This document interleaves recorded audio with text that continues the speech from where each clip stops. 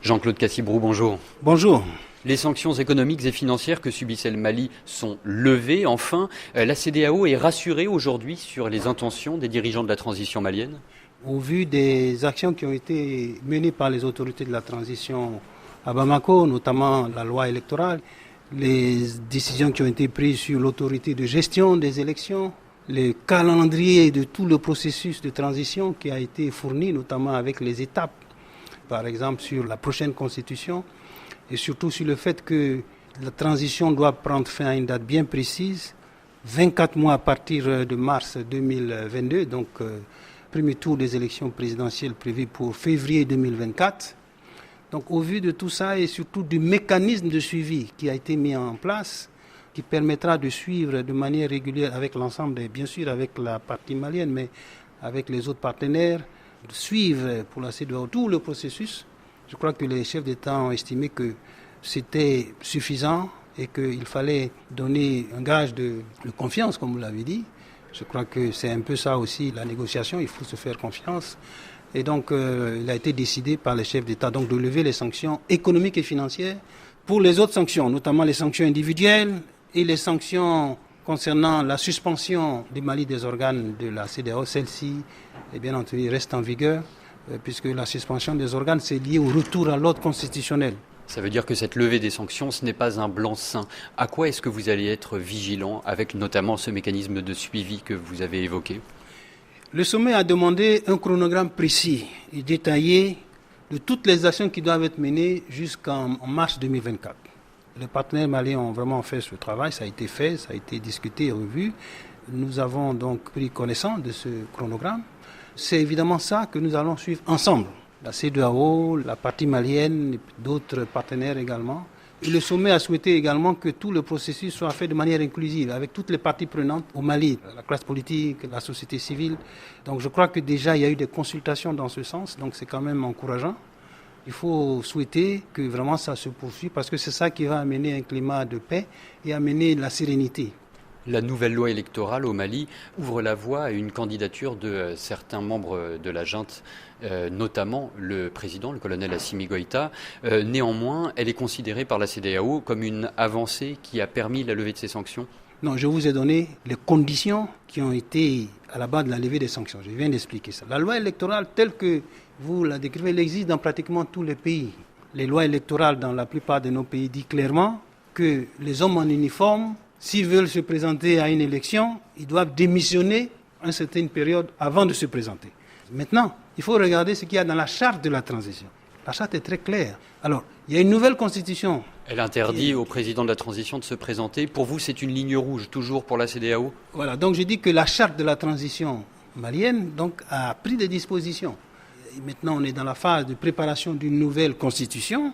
Et donc, c'est un peu tout ça, évidemment, qu'il va falloir voir qu'est-ce que les Maliens vont décider pour leur transition. Mais la charte telle qu'elle existe a pris certaines dispositions dans ce sens. Sur le Burkina, les autorités proposent 29 mois de transition contre 36 auparavant. Ça veut dire un retour du pouvoir au civil d'ici au 1er juillet 2024, 2 ans à partir de maintenant. C'est un accord scellé avec la CEDEAO ? Oui, la CEDEAO a considéré que c'était une avancée. Il y avait 2 préoccupations majeures de la CEDEAO. Le premier point, c'était la libération totale et complète de l'ancien président Roch Marc Christian Kaboré. C'est une demande qui a été formulée depuis le coup d'État fin janvier. Et donc, il y a eu effectivement des décisions qui avaient été prises. Il était dans sa résidence. Mais la CEDEAO insistait pour qu'il y ait une libération totale. Ça veut dire qu'il soit libre de ses mouvements. Exactement, qu'il soit libre de ses mouvements et qu'il puisse décider d'aller où il veut, quand il veut. Et c'est le cas à présent ? C'est le cas à présent puisque ça a été indiqué clairement au médiateur qui l'a rapporté au sommet. Il y a un communiqué des autorités burkinabées qui dit clairement que le président Kaboré est totalement libre. Puis deuxièmement, la CEDEAO a toujours dit depuis le coup d'État que la transition devait être une période raisonnable, acceptable. Les 36 mois annoncés, dès le début, la CEDEAO a dit que ce n'était pas acceptable. Et c'est pour ça que le 25 mars, la CEDEAO a pris des sanctions économiques et financières qui devaient rentrer en vigueur 1 mois après, s'il n'y avait pas de progrès sur la période de la transition. Ça restait sous la forme de menaces et vous avez décidé aujourd'hui que cette menace ne serait jamais mise à exécution. Puisque le dialogue a permis d'avancer, maintenant on est tombé sur un accord de 24 mois pour la transition à partir du 1er juillet, Donc la CEDEAO a considéré que c'était une avancée et que donc ces sanctions n'avaient plus lieu d'être. Mais par contre, les sanctions liées à la suspension des organes de la CEDEAO, ces sanctions demeurent parce qu'elles sont liées au retour à l'ordre constitutionnel. La CEDEAO maintenant va appuyer, soutenir le Burkina dans le processus de transition. Et la CEDEAO également appelle tous les partenaires à faire de même. Il y a une crise sécuritaire très grave, la situation humanitaire est difficile, il faut soutenir le pays à faire face à cette période difficile. En ce qui concerne la Guinée-Conakry, le médiateur qui avait été nommé par la CEDEAO, Mohamed Ibn Chambas, a renoncé devant le désaccord que cela suscitait de la part des autorités de Conakry à être ce médiateur. C'est finalement l'ex-président béninois Boni Yayi qui va assumer ses fonctions. Est-ce que ce n'est pas un camouflet pour la CEDEAO de s'être finalement laissé dicter qui devait assurer ce poste ? Non, la CEDEAO n'a pas été dictée.